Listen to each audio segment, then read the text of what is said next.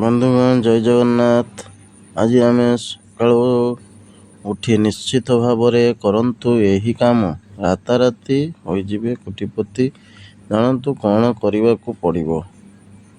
ବନ୍ଧୁଗଣ, ଆପଣମାନେ ଜାଣନ୍ତି କି ଜଣେ ବ୍ୟକ୍ତି ଜୀବନରେ ଖୁସି ଏବଂ ସୁଖ ସମୃଦ୍ଧି ଅବା ବହୁତ ଗୁଡ଼ାଏ ଟଙ୍କା ପାଇବା ପାଇଁ ସବୁବେଳେ ଚେଷ୍ଟା କରିଥାଏ।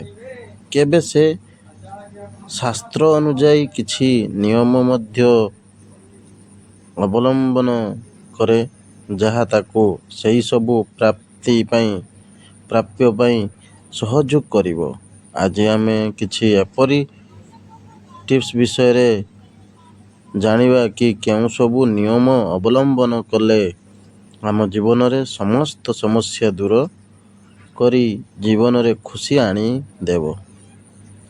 ଏହି ଉପାୟମାନ ପ୍ରତିଦିନ ସକାଳୁ ଉଠି ଆପଣ କରିପାରିବେ।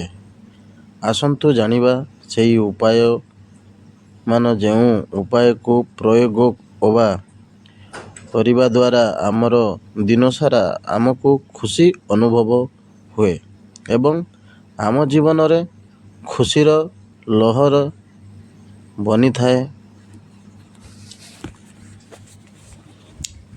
ବନ୍ଧୁଗଣ, ନମ୍ବର 1, ଧର୍ମଶାସ୍ତ୍ର ଅନୁଯାୟୀ ସକାଳେ ଏବଂ ସନ୍ଧ୍ୟାରେ ସର୍ବପ୍ରଥମେ 5 କନ୍ୟା ଅହଲ୍ୟା, ଦ୍ରୌପଦୀ, କୁନ୍ତୀ, ତାରା ଓ ମନ୍ଦୋଦରୀଙ୍କର ନାମ ଉଚ୍ଚାରଣ କରିବା ଉଚିତ।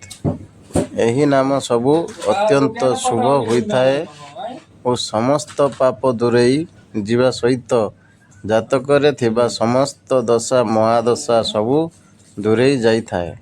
ତେଣୁ ପ୍ରତିଦିନ ସକାଳୁ ଉଠି ଏହି 5ଟି ନାରୀମାନଙ୍କର ନାମ ଉଚ୍ଚାରଣ କରନ୍ତୁ।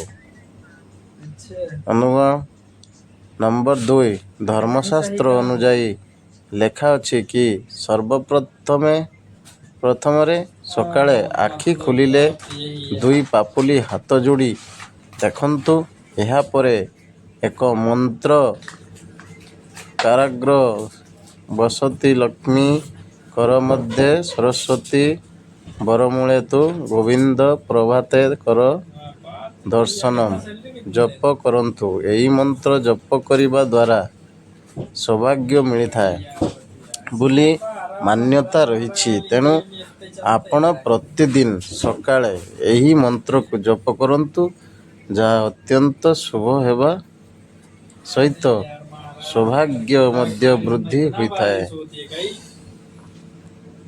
ନମ୍ବର 3, ଶାସ୍ତ୍ରରେ ଉଲ୍ଲେଖ ଅଛି କି ଯେବେ ଆପଣ ସକାଳୁ ଉଠିବେ, ପ୍ରଥମେ ମାତା ବସୁଧାଙ୍କୁ ସ୍ପର୍ଶ କରି ପ୍ରଣାମ କରିବା ପରେ ଭୂମିରେ ପାଦ ରଖନ୍ତୁ। ଏହାଦ୍ୱାରା ମାତା ବସୁଧାଙ୍କର ଆଶୀଷ ମିଳେ ବୋଲି ମାନ୍ୟତା ରହିଛି। ଏହା ସହିତ ସୁଖ ସମୃଦ୍ଧି ବୃଦ୍ଧି ମଧ୍ୟ ହୋଇଥାଏ। ତେଣୁ ଏହା ଉପରେ ଧ୍ୟାନ ଦିଅନ୍ତୁ। ନମ୍ବର 4, ଧର୍ମଶାସ୍ତ୍ର ଅନୁଯାୟୀ ସକାଳୁ ଉଠିବା ମାତ୍ରେ ଦର୍ପଣ ଦେଖନ୍ତୁ ନାହିଁ। ଏହା କରିବା ଦ୍ୱାରା ଦିନ ସାରା ନକାରାତ୍ମକ ଭାବନା ଆପଣଙ୍କ ଉପରେ ରହିଥାଏ। ପ୍ରଥମେ ଚେହେରାକୁ ଧୋଇ ତାପରେ ନିଜର ଇଷ୍ଟଦେବତାଙ୍କୁ ଦର୍ଶନ କରନ୍ତୁ। ଏହାପରେ ଯାଇ ନିଜର ଚେହେରାକୁ ଦେଖନ୍ତୁ। ତେଣୁ ମନେ ରଖିବେ, କେବେ ହେଲେ ଶୋଇକି ଉଠିବା ପରେ ନିଜର ମୁହଁକୁ ଆଇନାରେ ଦେଖିବେ ନାହିଁ। ନମ୍ବର 5, ଶାସ୍ତ୍ର ଅନୁଯାୟୀ ସକାଳୁ ଉଠିବା ମାତ୍ରେ ଗାଈକୁ ରୁଟି ଖାଇବାକୁ ଦିଅନ୍ତୁ।